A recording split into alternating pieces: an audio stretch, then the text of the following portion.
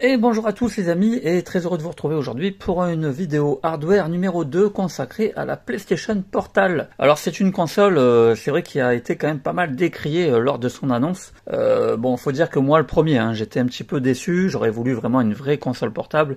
Ici on est plutôt en présence d'un lecteur à distance, ça va me permettre de faire du remote play avec. Et c'est vrai que sur le papier ça faisait pas vraiment rêver, parce que tout simplement un téléphone portable le fait déjà. Vous pouvez très bien acheter une manette pour introduire votre téléphone à l'intérieur et vous aurez plus ou moins le même résultat. Ça, c'est le premier constat que je me suis fait. Après réflexion, je me suis dit, Sony sont pas si cons que ça quand même, ils vont pas sortir un produit aussi basique. Il y a quand même certainement quelque chose, un intérêt derrière à cette console. Et effectivement, en y réfléchissant, je me suis dit, mais non, moi en fait, elle me convient parfaitement.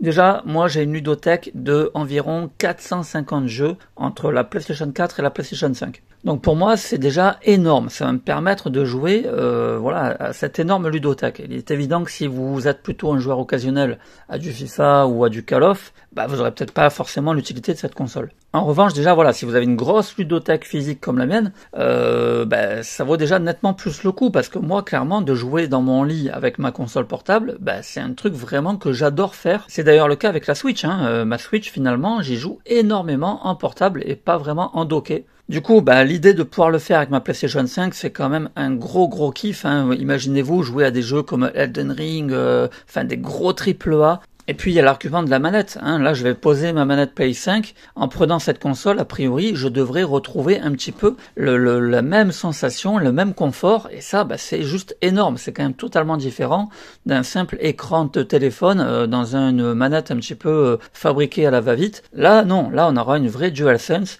Donc ça, c'est quand même un gros plus. Pareil, on a un écran 8 pouces. Donc là, on est quand même sur un écran d'une belle qualité, beaucoup plus grand. Donc là aussi, très intéressant. Et puis enfin, je me suis fait une réflexion toute bête, c'est que moi la Switch au final, je sors très peu de chez moi finalement, je la sors quasiment rarement de chez moi, elle reste quasiment tout le temps à l'intérieur, et j'y joue finalement dans mon lit ou au plus loin dans le canapé, mais voilà, j'y joue finalement très rarement éloigné de mon domicile. Mais là aussi, figurez-vous que la PlayStation Portal s'annonce vraiment incroyable, puisqu'apparemment elle serait en mesure, en tout cas on serait en mesure d'y jouer, même très loin de son domicile. Donc bien sûr là, je vais faire l'unboxing, et ce que je vais faire, c'est que moi je vais bien la tester la console, et je vous ferai donc un retour après l'unboxing. Vous aurez donc bien sûr dans cette vidéo le test complet de cette console. Allez, on commence donc l'unboxing. Alors déjà on apprécie le packaging, franchement, très joli, avec ici une petite languette avec le logo PlayStation pour nous indiquer qu'il faut tirer pour ouvrir. Vraiment très belle boîte, je m'attendais pas à une boîte comme ça.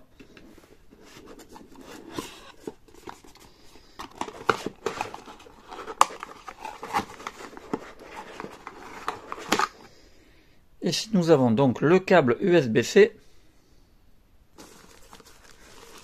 Et puis nous avons ce qui nous intéresse le plus, la bête, la fameuse console. Hop là, on va retirer l'écran de protection.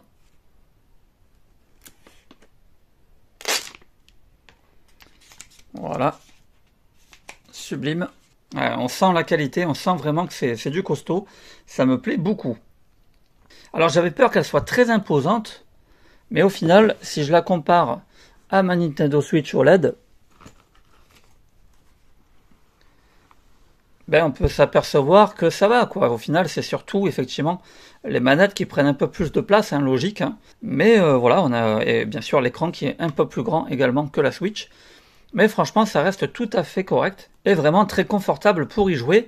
Alors après, c'est vrai que il va falloir prévoir une petite housse pour bien la protéger, parce que ça prend quand même un peu de la place, évidemment. Voilà, moi je vais vraiment la tester là pendant au moins 1 ou 2 jours. Et puis vous maintenant, dans cette vidéo, vous allez voir ce que j'en pense. C'est parti. Bien voilà les amis, ça fait 2 jours que je ponce la PlayStation Portal, je l'ai vraiment bien essayé, et je peux vous dire que finalement, je suis vraiment ravi de cet achat. Clairement, pour moi c'est en tout cas vraiment très intéressant, parce que ça me permet de jouer à toute ma ludothèque PlayStation 4, PlayStation 5 en mode portable. Et rien que ça, bah voilà, c'est déjà complètement ouf parce que voilà, pouvoir jouer à tous mes jeux, c'est vraiment juste génial. Voilà, dans mon lit tranquillou, ou pendant que ma copine regarde un film, voilà, moi je me mets sur ma Portal et je peux continuer ma partie. Donc il y a quand même vraiment un gros intérêt avec cette console.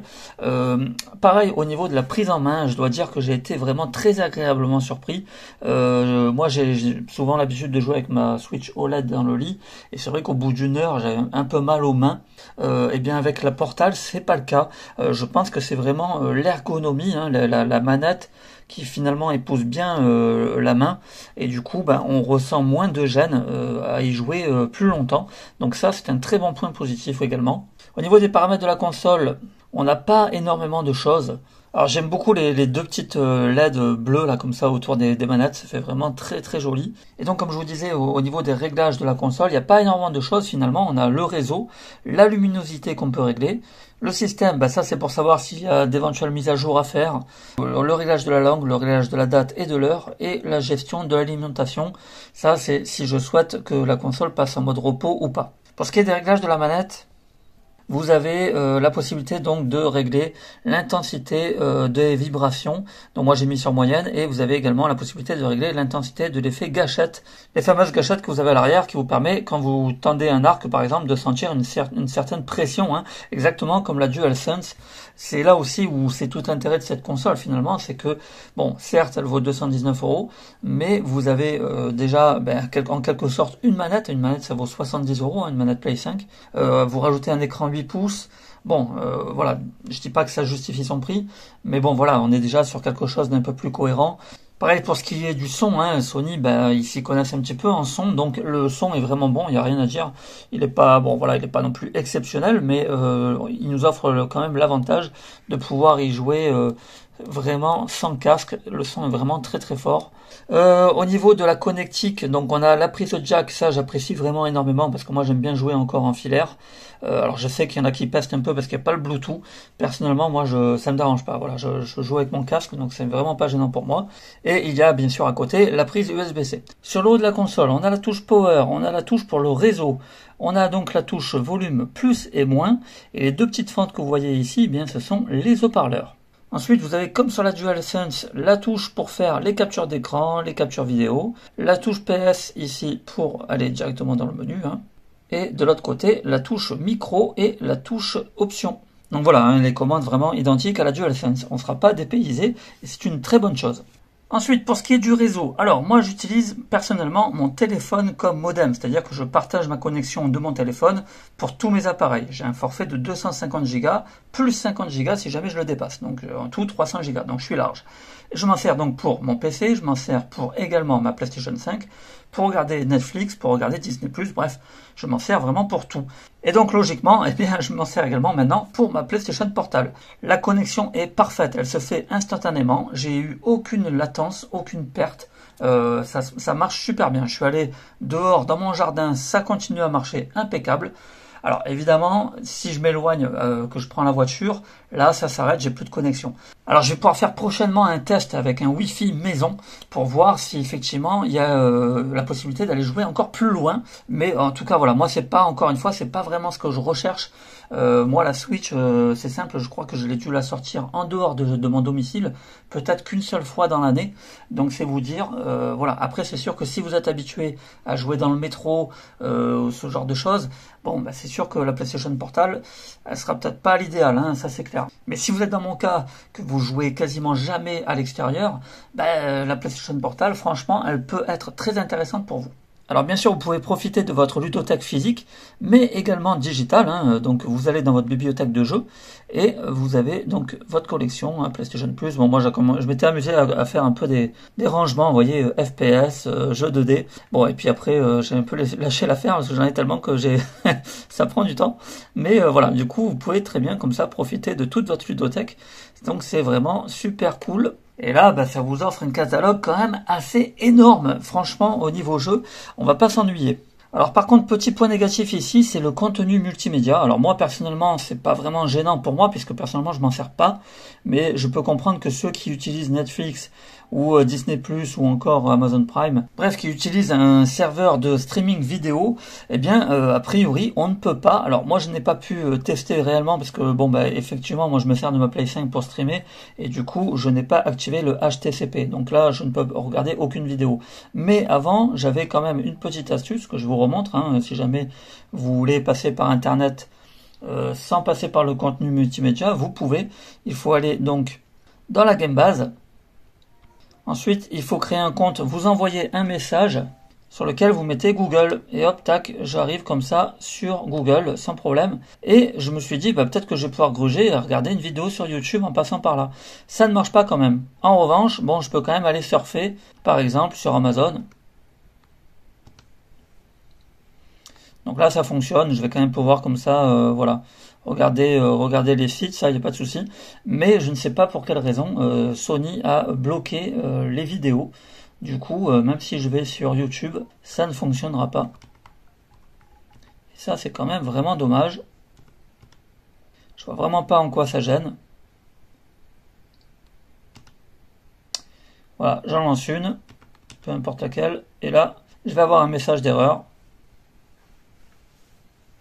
Voilà, une erreur s'est produite et du coup je ne peux pas. Alors il y aura peut-être une future mise à jour hein, qui nous permettra d'y accéder, je l'espère vraiment parce que ça c'est quand même un petit peu dommage.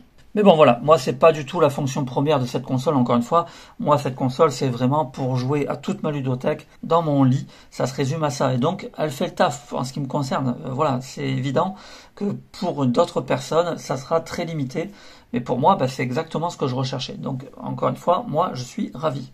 Je vais pouvoir faire mes petits trophées de temps en temps. Voilà, c'est cool, hein, je me mets dans le lit, je me dis, tiens, allez, je vais me faire quelques trophées à ce jeu. Et j'avance comme ça, tranquillement, sur mon platine. Bref, moi, voilà, c'est des petits trucs comme ça, mais qui font vraiment plaisir et qui donnent de l'importance à cette console. Pour moi, en tout cas, je trouve que c'est vraiment adapté à ma configuration. L'autre bon point de la Portal, c'est que j'ai vraiment détecté aucune latence hein, entre l'écran de la télé et la Portal. Vraiment, on est vraiment sur exactement la même réactivité. On n'a pas de latence, donc ça c'est vraiment génial. Alors si vous vous demandez comment faire pour le pavé tactile, eh bien tout simplement l'écran est tactile, hein, donc vous appuyez ici, vous voyez que hop tac j'ai un pavé qui apparaît et je peux le faire aussi côté gauche si jamais vous êtes gaucher. J'ai testé sur Spider-Man, hop tac j'ai appuyé sur le pavé et ça m'a affiché la carte tout de suite, donc ça marche impeccable, pas de souci à ce niveau-là. Allez pour le plaisir on va se lancer un ou deux jeux, hop on va se lancer tiens Miles Morales que je suis en train de terminer. Et vous voyez, comme je vous le disais, le son, vraiment, il rend super bien. Voilà, j'ai pas besoin de jouer avec le casque. Il est vraiment suffisamment fort.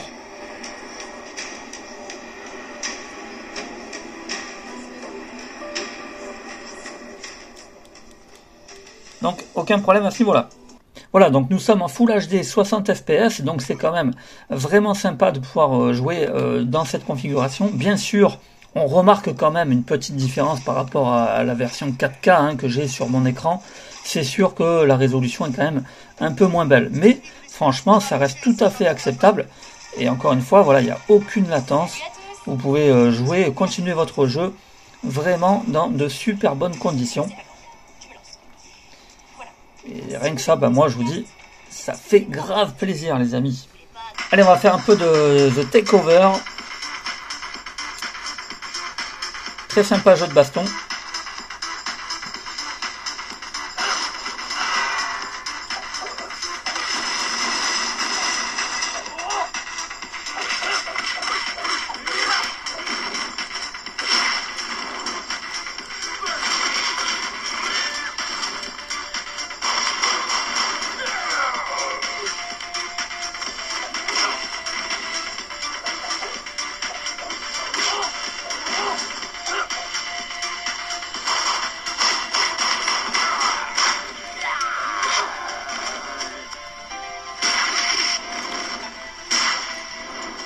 Voilà, ça marche super bien, rien à dire.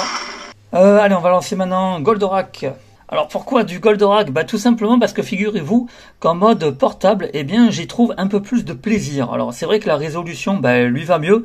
Voilà, il est quelque part un petit peu plus joli. Voilà, c'est vrai que c'est quand même plus sympa sur un écran, on va dire, de 8 pouces que sur un grand écran 4K. Voilà, ça le rend un petit peu plus joli et du coup, bah ça s'y prête bien. Donc voilà encore un intérêt de la PlayStation Portable, c'est vraiment finalement voilà, sur certains jeux comme ça où voilà on est un petit peu déçu, en mode portable tout de suite le jeu est quand même un peu plus agréable à regarder. Et là pour le coup Goldorak, eh bien je pense que j'y jouerai peut-être un petit peu plus en mode portable le soir pour quand même le terminer, parce que j'ai quand même envie de le terminer ce jeu.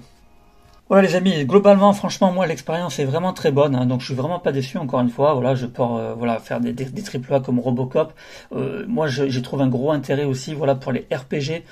Souvent j'ai pas trop le temps et là c'est vrai que du coup ça s'y prêtera mieux dans le lit de temps en temps d'y jouer 1 heure ou deux par-ci par-là.